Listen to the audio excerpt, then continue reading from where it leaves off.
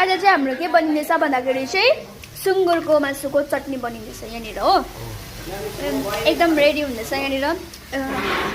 हिजो मलाई के बनाउनु भएको थियो, सुँगुरको अचार खुट्टाको होइन।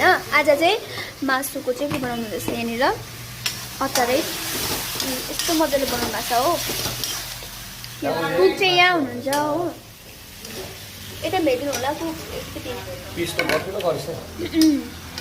हेर है, यो सुँगुर चाहिँ तर हामीले घरमै पालेकै साथीहरू, एकदम प्योर अर्ग्यानिक हो। यसले चाहिँ माम खाएको।